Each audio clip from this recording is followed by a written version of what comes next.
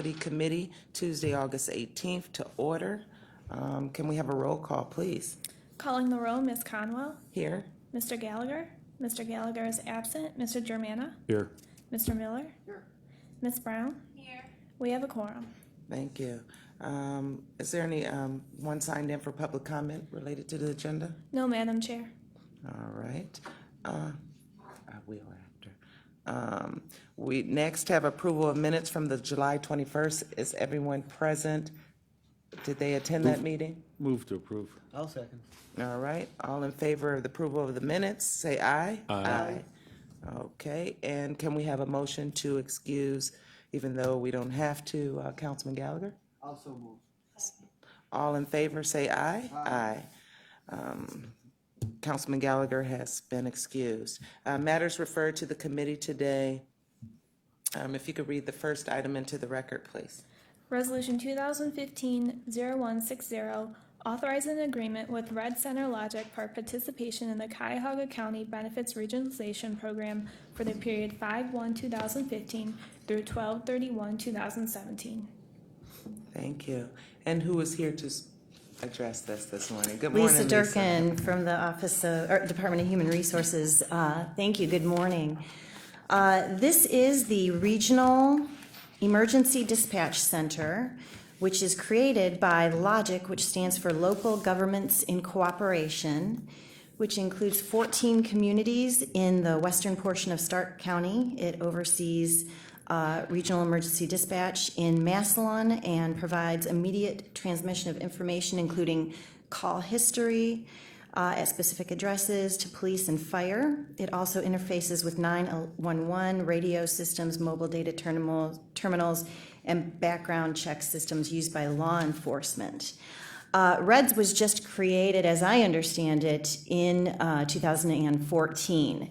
So they had 1 year of history, and were with a private company with a fully insured product, and made application to our regionalization program prior to the hold that we're in now on that program. So they were already in process, which is why you're seeing them today. They have 16 employees, and they have elected to come on board with a Medical Mutual of Ohio plan. And this was a slight savings to them of about $6,000, but their stated reason for entering the program was, of course, that always popular rate stabilization from year to year, so that they would not see the drastic increases from year to year on their fully insured product. So this is Red Center Logic. You said it's a stabilization of rate increase? That's for sure, Madam Chairwoman. The as you know, the regionalization benefits regionalization that we offer here has had an average increase of 1.5% over the past 5 years, where in the private industry with the fully insured products, they have seen rate hikes as high as 40 and 50% at times. So you said a 1.5% usually is the... That's been our average, yes, ma'am. Okay, and I only saw one question that I had in reading over the legislation. The city, the address of the Red Center Logic is located in Massillon? That's correct, ma'am. It's 14 communities, and that is kind of the I guess the best area that they chose for their regional dispatch. I believe that our Jeff Mowry and our IT department was very involved with this, and our people in the Justice Services was very involved in this. Okay. Because I know when we go to the when we used to go to the Reds meetings, it was located in Cuyahoga County. Mm-hmm. That's true, and that still is, I believe, located in Cuyahoga County. Although I'm not an expert on those topics. Okay.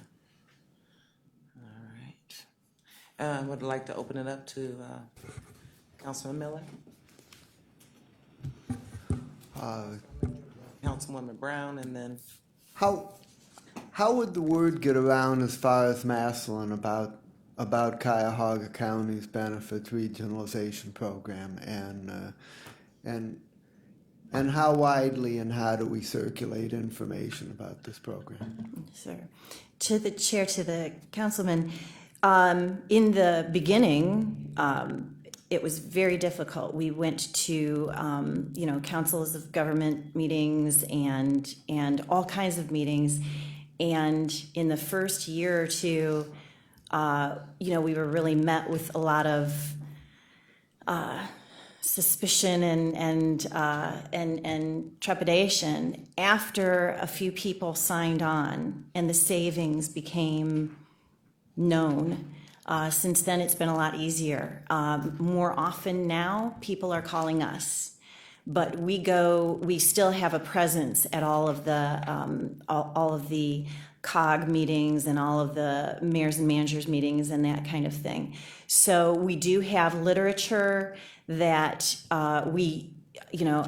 quite honestly, we used to give out a lot more literature than we do now. We almost forget we have it now because we have such a good reputation and large reputation in Ohio, to be honest with you, all of Ohio. So the Ohio Department of Insurance and the entire state has heard of our program and knows of our program, and so we've become more well known over the past several years. And as I've communicated to the committee before, it really was also a product of the Patient Protection and Affordable Care Act being passed, and the stipulations and regulations that placed on some different governments, but also the opportunity then that the insurance industry really, the trend sailed upwards on renewals in the insurance industry, and therefore we had really a ton of municipalities contacting us to get quotes, and a lot of that worked out in the last 2 years, so we've become a lot more well-known. So while we are still going to those meetings, word of mouth has been our friend. Happy mayors and council people have been spreading the word for us. So do we go to COG meetings outside of Cuyahoga County? No, sir. I've never been to a COG meeting outside of Cuyahoga County, nor has EBI, who does a lot of work for me. I believe, again, it's word of mouth that carries us outside of the county. And how many participants do we have that are outside the county? Currently, we have, I believe, 2. And who's the other one besides? We have the city of, it's Chagrin, oh boy, I'm gonna have to get, Chardon? No, it's Chardon, there. Pulled that out of the memory banks right at the last moment. Yes, sir, it is Chardon, outside of our county. And are there benefits to the county of having more people in this program, or is this just a service that we provide to help our partners in local government? To the chair, to the councilman, certainly it is an altruistic service. However, the more people in the program even helps to stabilize our own rates and our own experience. So certainly both.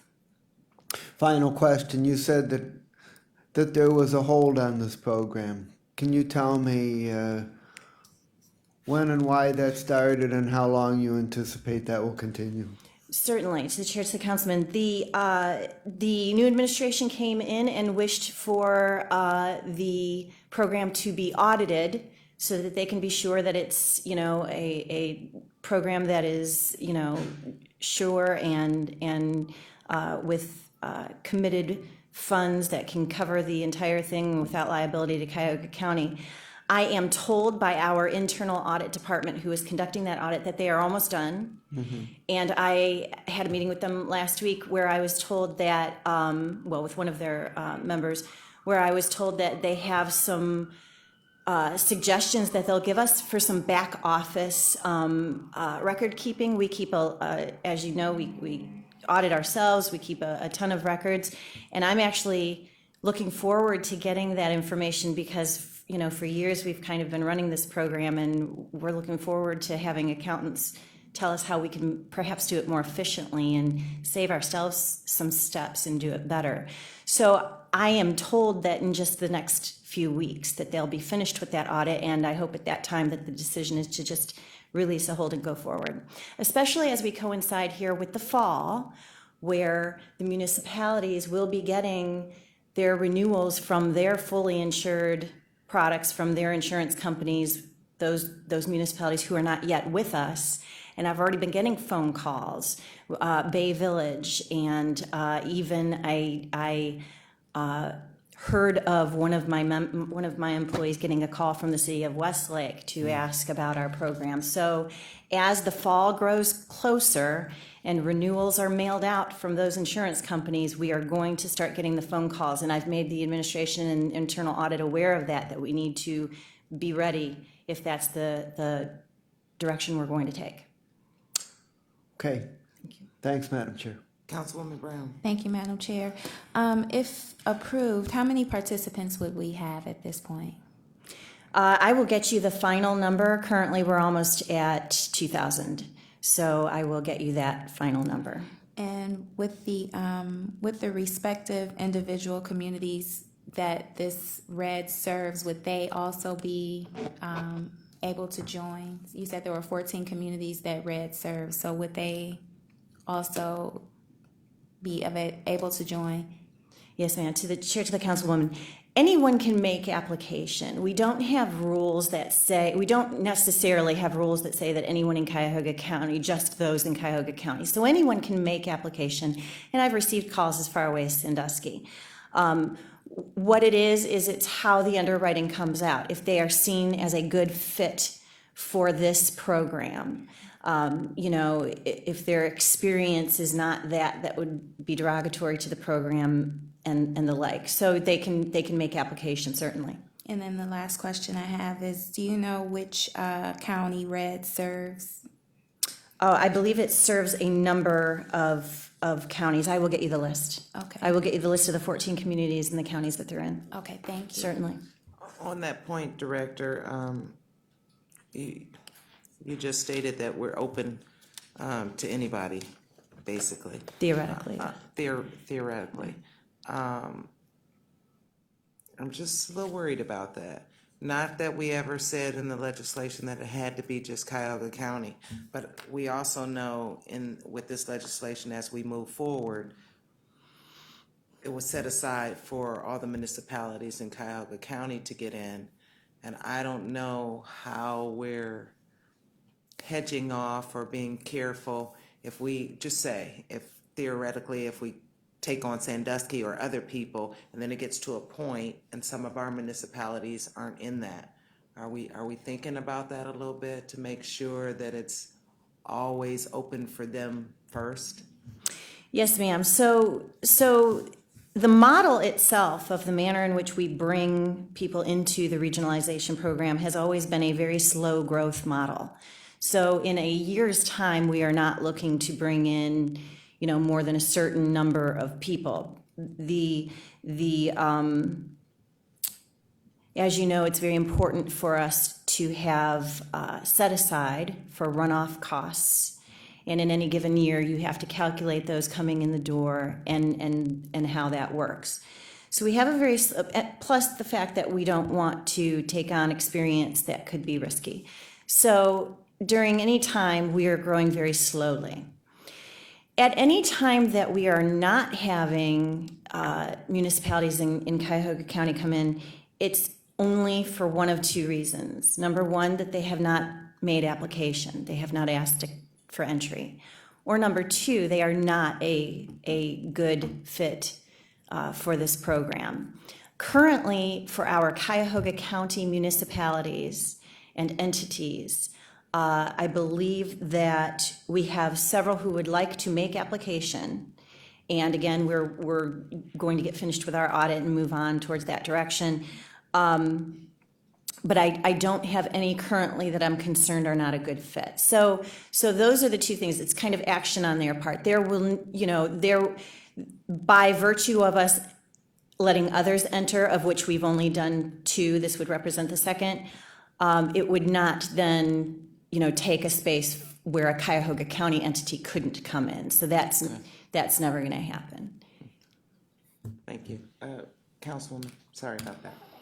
Actually, you prompted another question. So with that said, but the chair is saying that the pool will remain open. Do we have an annual projection of how many businesses or entities or people that we'd like to see come into the program? I guess is the logical question for me.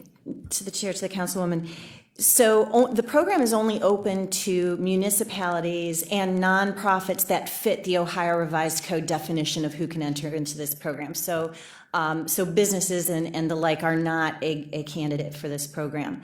On an annual basis, the growth that we are looking at should be under, in my estimation, about 800 lives. Now, that is not a hard and fast rule. And certainly in 2013 and 14, we got very close to that. 2014 being very close because we brought on the city of Euclid and we brought on Cleveland Heights. So that was a very, very busy time, high yield addition to our program.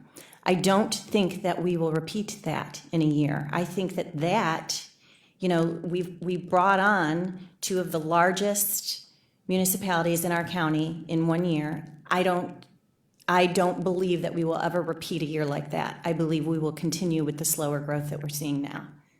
One more. So the capacity you said would be 800 people, 800 lives, if you will.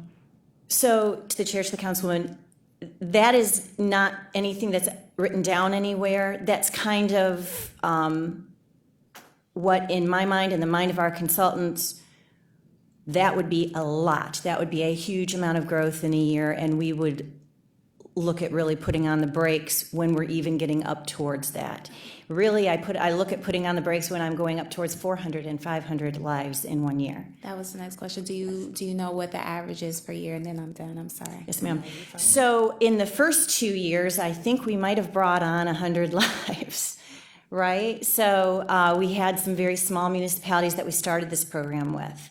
And that was when Joe Nani was the director of HR. And then in the next couple of years, again, we grew it very slowly. Like I said, you know, word of mouth was not quite as quick as it is today. There was still a lot of hesitation to coordinate into sharing of services. And now in our more modern times here, we see a lot less hesitation of municipalities to come into any type of shared services scenario.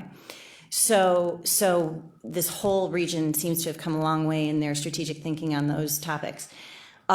So it really was when the insurance industry took the opportunity, along with the Patient Protection and Affordable Care Act being passed by Congress, and the insurance industry really started setting some renewal rates that were 20, 30, 40% above the prior year on these municipalities, that we saw the deluge of applications being made, and that was starting in 2013, and in 2014 we were swamped with it.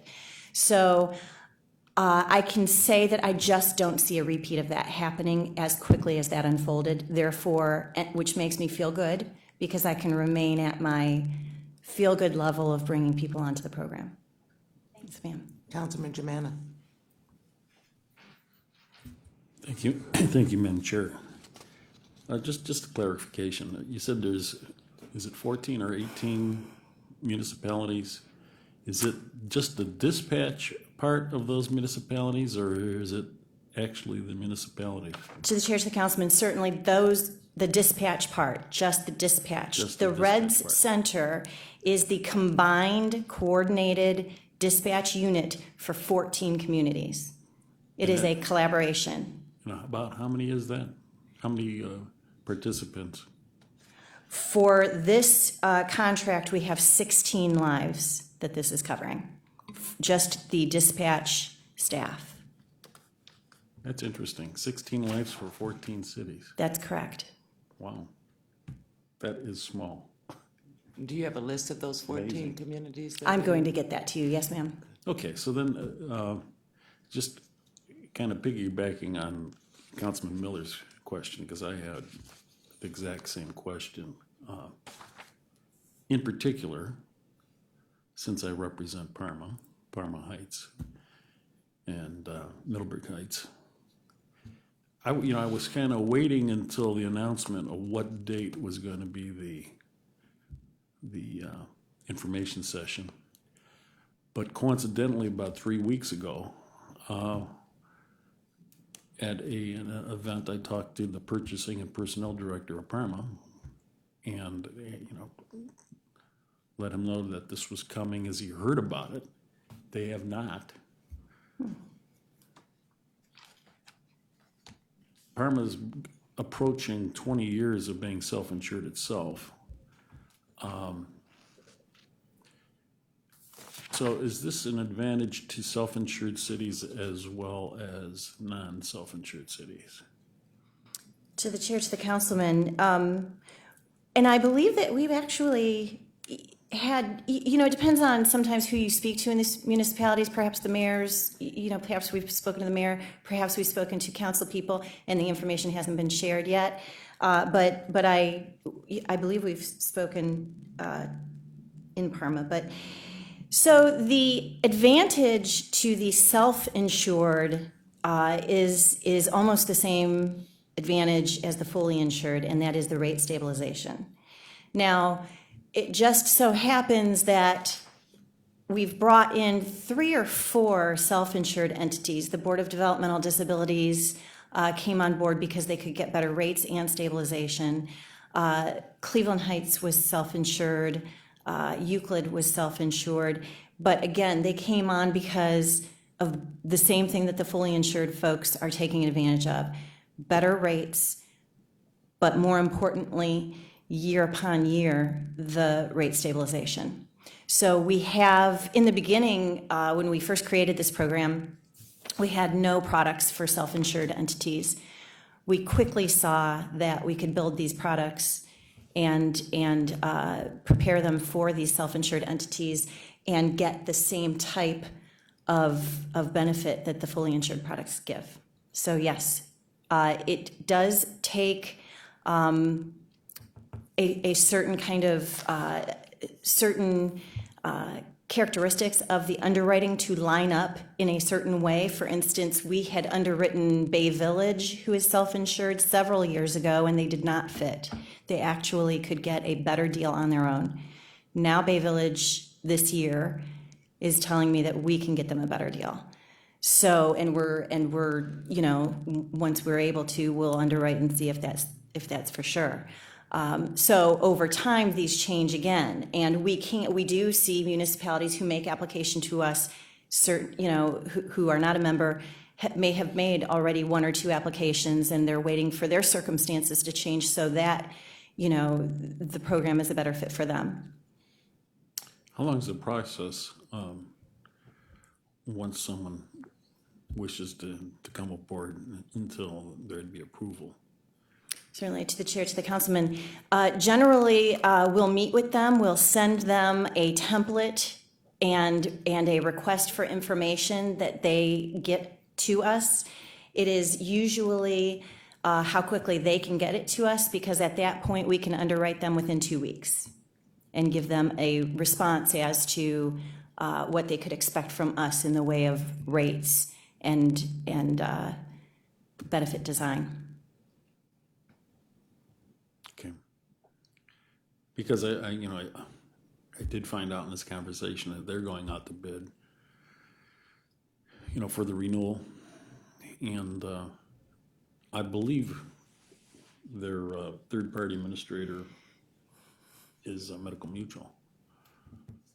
So that is certainly a municipality that I would love to quote on. Yes. okay, thank you. Councilman Miller. Do we have any others in the pipeline like this one that started the process before the hold got put on? To the chair, to the councilman, no, this was it. And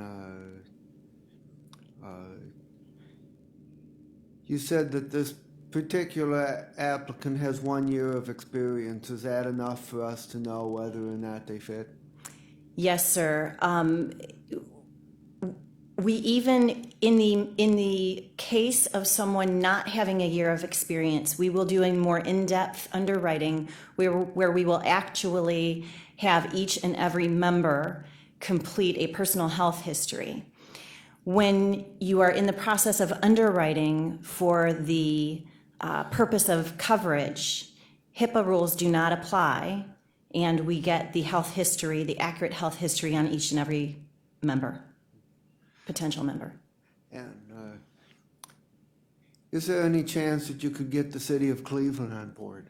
That would be way more than 400. To the chair, to the councilman, yes, sir, that would be way more than 400.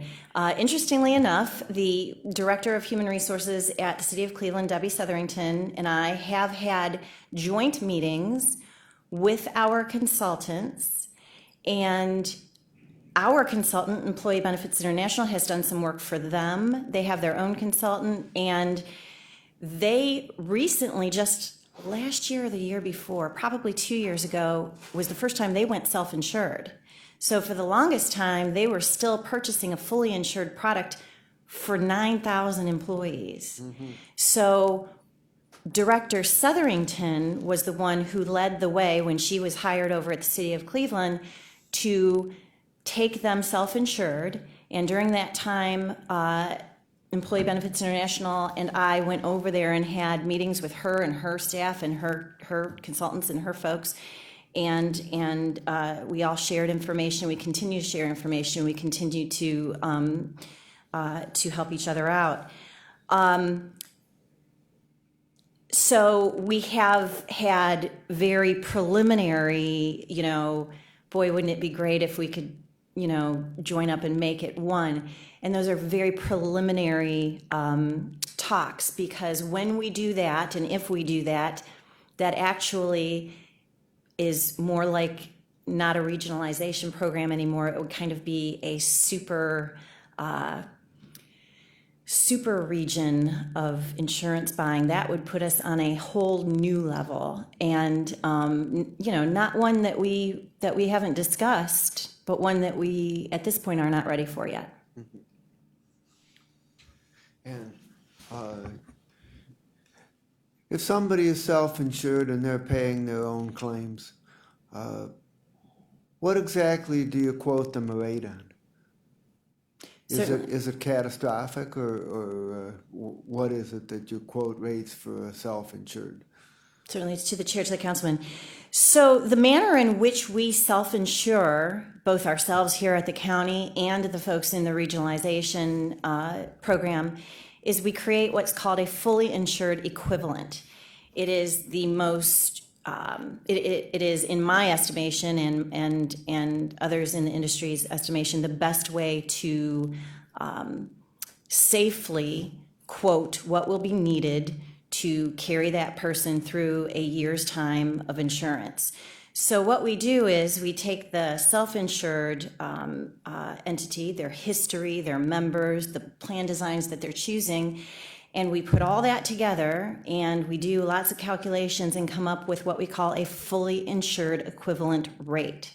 And that rate allows us to know that we are capturing enough revenue to cover their third-party administration, our administration, and all of their claims payments.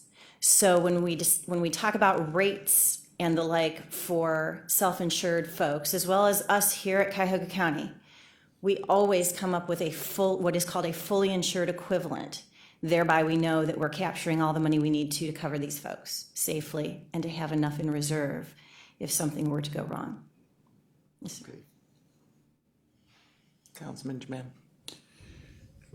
Just a statement, and correct me if I'm wrong in this, because, at one time, I personally was selling health insurance. I haven't recently, because we have someone that specializes in it, but the concern about being outside of Cuyahoga County really is not a concern, because all the counties surrounding Cuyahoga County, their health insurance rates are significantly lower. So meaning the health insurance, the projection on claims would be much lower. So is that pretty correct, Lisa? To the chair, to the councilman, I will have to get back to you on that, but I believe that that is what I know as well. I believe that is my experience with them as well. So there shouldn't really be a concern if any of these were outside the county. It would probably help us more. Councilman? Madam Chair. Yes, Councilman Miller. Is there any urgency about this legislation that we should recommend second reading suspension, or do you recommend that the normal schedule would be sufficient? To the chair, to the councilman, since this committee has been so understanding of the fact that these medical contracts do come after their effective date, I am always respectful of your calendars, and I do appreciate when you would consider it under second reading, but understand that if you would like the full readings, I am happy for that as well. Okay. Thank you. All right, going back to a point when you were having, answering Councilwoman Brown's question, I have a concern that the current HR department doesn't have anything written down regarding the slow growth model. Because things could change. You could leave, or we could not have the EBI as our consultant, if the administration decides not to go with them. So is there any way that we can formalize and I don't know, basically of how you're running now, put that in some format so if someone else does come in, that they can see and understand why you had the slow growth model, and, pointing out the part with Cleveland Heights and Euclid came in and how that kind of tilted the scales a little bit. I just think, I don't know if we need to do any legislation on it or anything, but that would just be, I think, better if you would have something written down of how you've carried the HR department so far. Certainly. I can certainly document for you the model surrounding this, and even, recommendations for the running of the program for certain. What I cannot document, because it is actually proprietary, which does concern me, and concerns me every time we come up for bid on our consulting contract, that if our current consultants leave, the method by which we underwrite goes with them. That is their creation, their proprietary information.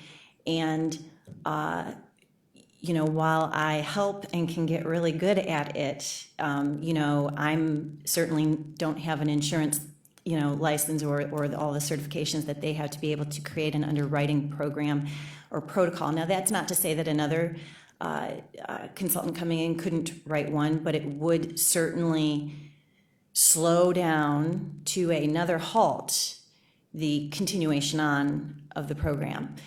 So certainly I will document for the committee and the council our model and our policies and procedures and all of that I am able to, and how we run it in our shop. Well, we also don't want to get in a sole source kind of a situation too with EBI. Right. So how do we make sure that, as we're moving along and they are bringing us great package underwriting skills right now, we don't want to, sorry, they're listening, egos. Right. Right.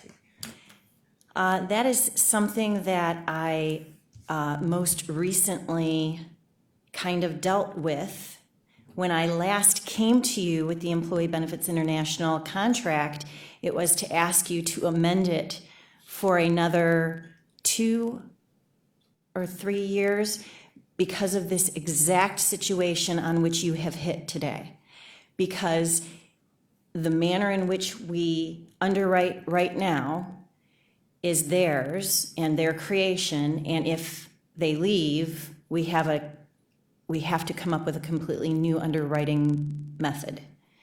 So that and a couple of other things was why I asked and you granted an extension of that contract. That is something to think about for the future, certainly. something that I am always cognizant of. Will the audit findings be shared at the health presentation? If they are finished by then, I will certainly share them with you. Okay, and just for the committee's knowledge, the health presentation has been rescheduled to Tuesday, September 1st at 10 a.m. So that's when we expect, if you want to reach out to anyone in Parma, Chuck, that's when it's scheduled for. And can you share with the committee the few things that exactly what will be in the health presentation? Certainly. So we will talk about the history of the county healthcare benefits program and then bring all up to date to where we are today and how we got here. And perhaps, what we feel might be recommended for the future. And then the same with the benefits program, how we started, kind of exactly how it works, and then, what the future choices may hold for us. So we also will be talking about the interplay between the county and the regionalization program. I continuously educate people that there is no interplay, and we will expound upon that in the presentation. Councilman Germana. I'm just a little concerned. I'm just going to my calendar here. We're talking about, there's a hold on it now. We don't know exactly when that hold's coming off, and we're planning on September 1st. I mean, that is What hold are you talking about? the hold on the program. Oh, okay. I think the presentation is probably geared for cities that are not part of this to learn more about our program. Is it not? I mean, that was my impression, that the benefits presentation was going to be most beneficial, and we were encouraging our regional people, to pass this word out. So unless I'm under the wrong impression, That wasn't my initial Right. thought. The health presentation, we had new council that had come on board and really because this is ongoing and we're constantly talking about the 3-year and the annual contracts and things of that nature. For the new council that had come on board to really understand the history, bring us all of us up to date if we had any future questions. And I think at one of those council meetings, you had council sessions that you stated, well, this would also be great for Right. the municipalities that are not into the program, and we could invite them. So that was like a secondary to what it initially started out to be. So more than welcome to bring in or have that for the cities that are not participating so they can watch it on live stream or whatever and understand how we got to this point. In that meantime, in that interim, the administration kind of put on the hold, but I don't think that the health presentation still is not needed. And they still should very much listen, because we can't have health presentations all the time. So I don't see any problem with it, even though the administration is put on hold. It's probably not a hold just for the benefits regionalization program, but for a whole. We're getting ready to go up to budgets. They just want to make sure everything is Right. in order. So okay, well, just my thoughts on this, if I can go on. Health insurance is a big deal. It's on everybody's mind, on businesses' mind, certainly cities' minds, because it's a substantial part of benefits. And I've never been through a divorce, but I know enough people that have been through divorces and getting all these little entanglements sorted out. And this is how it is with collaboration. I don't want to say regionalization, but collaboration between cities. Health insurance is just one of these snags that holds people from talking about getting together and collaborating more. And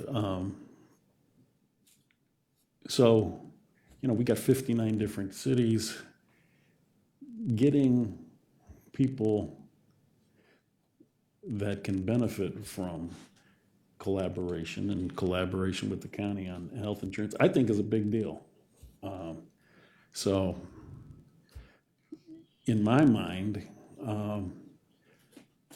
I think this benefits session is really good for some of these, well, a major city like Parma. And because, hey, these cities are collaborating on dispatch and, you know, putting their dispatch together and so on. That's a big deal. And that's just one less barrier that you got to break into getting more significant collaboration. Sharing of paramedic units and so on and so forth, that's all cost savings that our cities could benefit from. So that's just where my concern is. I just, with this whole thing still on, and I'm just surprised that I don't know if September 1 is giving enough notice, especially if there's still a hold, and that's only, it's less than 2 weeks away. Could that hold be also on the fact that you stated you need the slow, in order for us to make sure that all of our ducks are in the row, that we need to do this slow growth model? Could that play any part into the hold? No, ma'am. I believe that the hold was just placed on so that the new administration could audit and feel comfortable with the program. Okay. And the audit is coming out, and you said the internal audit. I've been told it should only be a couple of more weeks. Okay. So I'll touch base with internal audit again and try to get a better time frame on that for you. Yeah, that might fit right in with the Yeah. presentation time, we're gonna hope, and that would be good information as well to be presented at that meeting. Yes, ma'am. So, is there anything further? All right, so I will open it up for a motion to move this to the full council, second reading suspension. Is there a motion? So moved. Is it all in favor of moving this to the full council, second reading suspension, say aye. Aye. Thank you. Thank you. Please let the record reflect that Councilman Gallagher is in attendance. And we excused him and all that, and we didn't need to. I changed iPhones and it wasn't in my iPhone. Okay, he has a new phone. All better. Is there any miscellaneous business? No, Madam Chair. Anyone signed in for public comment? No, Madam Chair, no one has signed in. All right, meeting adjourned.